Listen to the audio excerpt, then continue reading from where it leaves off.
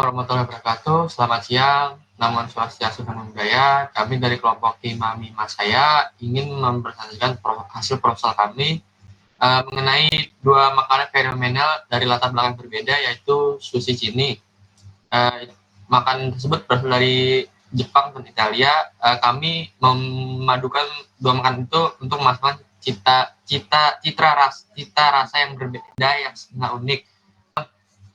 Selanjutnya, saya akan memperkenalkan anggota yang ada di perusahaan saya. Saya Zaki selaku pemimpin di sini, Siti Salma selaku sekretaris, manajer keuangan itu Naomi, Salsa itu manajer pemasaran, Yunika dan Yasinta selaku manajer produksi. Selanjutnya, Siti Salma tolong dipresentasikan proposalnya.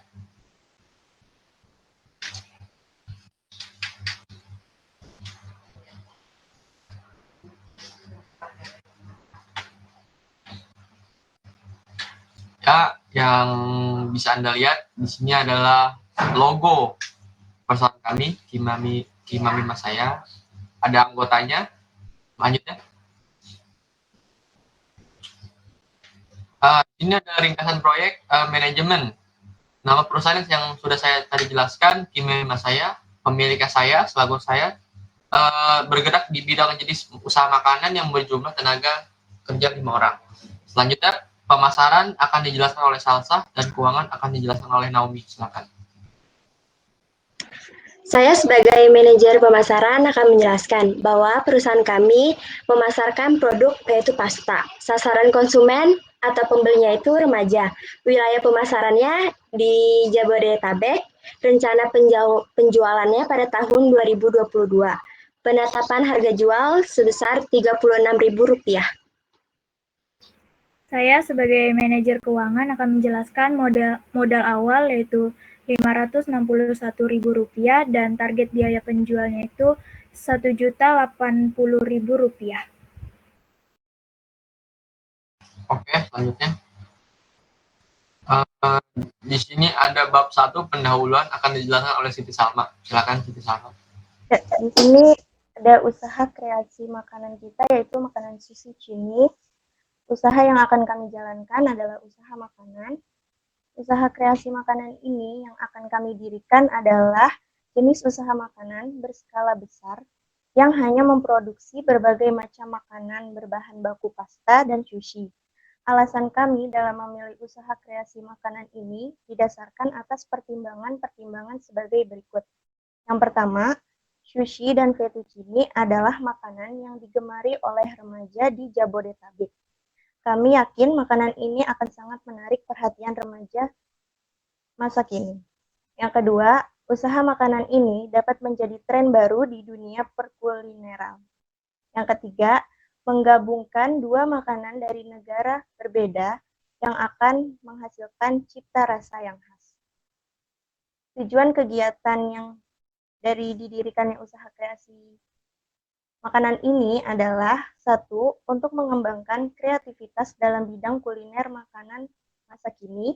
Yang kedua, dapat membuka lapangan pekerjaan baru. Yang ketiga, aduh. Ini sih.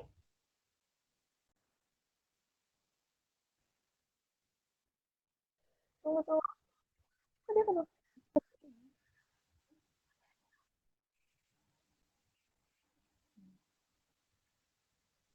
Udah lanjut ya. Yang ketiga, untuk melatih jiwa kewirausahaan dan sosial. Yang keempat, untuk mendapatkan keuntungan dari berwirausaha. Dan yang kelima, menarik minat konsumen untuk merasakan produk agar mencapai target produk penjualan.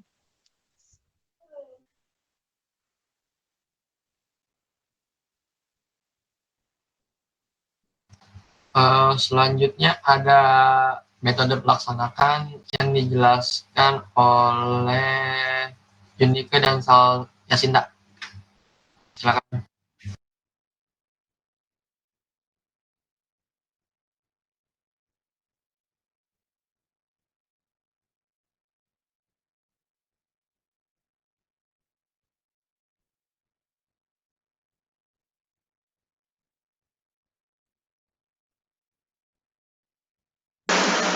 Baiklah, produk makanan yang akan kami hasilkan adalah kreasi dari dua gabungan makanan yang berbahan baku pasta dan nasi jagung, yang dibuat dengan inovasi baru serta menggunakan kemasan yang menarik.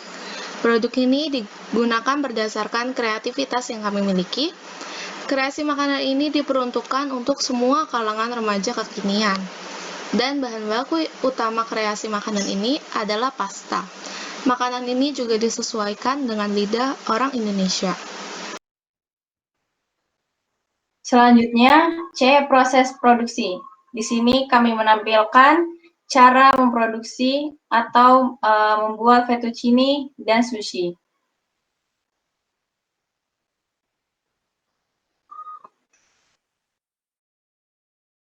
Selanjutnya akan dijelaskan oleh Salsa, silakan.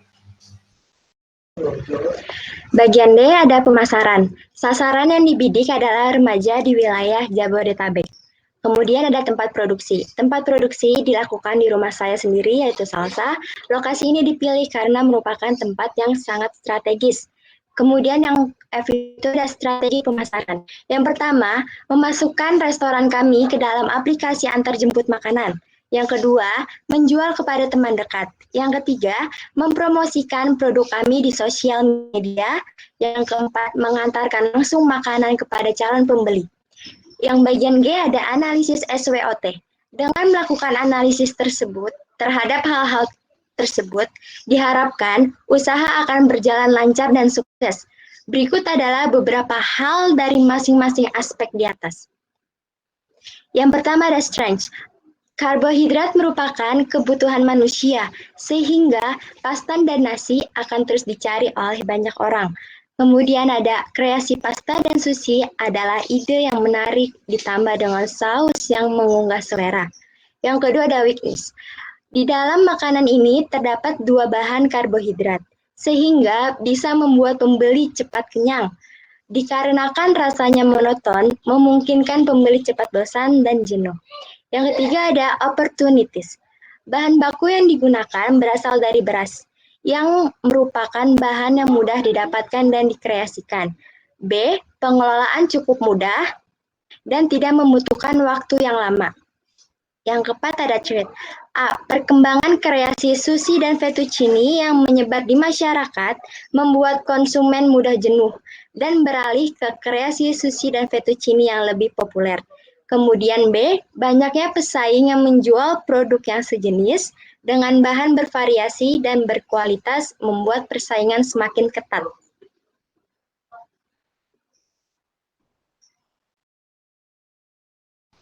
Untuk target pengeluaran akan dijelaskan oleh Naomi. Silakan Naomi. Yang pertama ada target produk. Produk yang akan dihasilkan adalah sushi cini.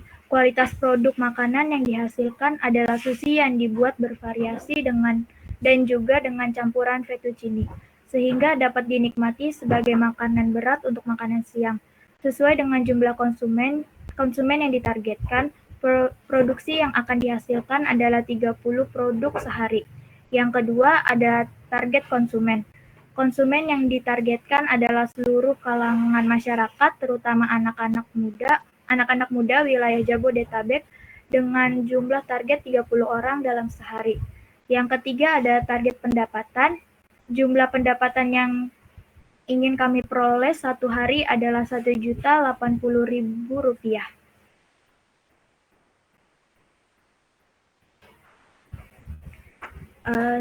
Ini selanjutnya ada rencana biaya. Yang pertama ada rencana biaya usaha dengan total Rp463.000. Yang kedua ada bahan pembantu dengan total Rp98.000. Dan yang terakhir ada menghitung harga jual. Yang pertama biaya bahan baku satu hari dengan jumlah biaya Rp463.000, kapasitas produk 30.000, biaya per unitnya Rp16.000. Dan yang kedua biaya bahan pembantu satu hari, jumlah biayanya Rp98.000, kapasitas produknya 30, biaya per unit Rp4.000. Total biaya operasi 1 hari Rp561.000, total biaya per unit Rp20.000. Margin keuntungan yang kami harapkan 80%, harga jual produk per unit Rp36.000.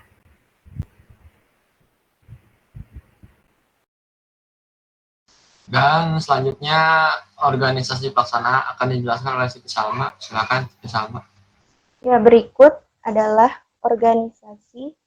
struktur organisasi perusahaan kita.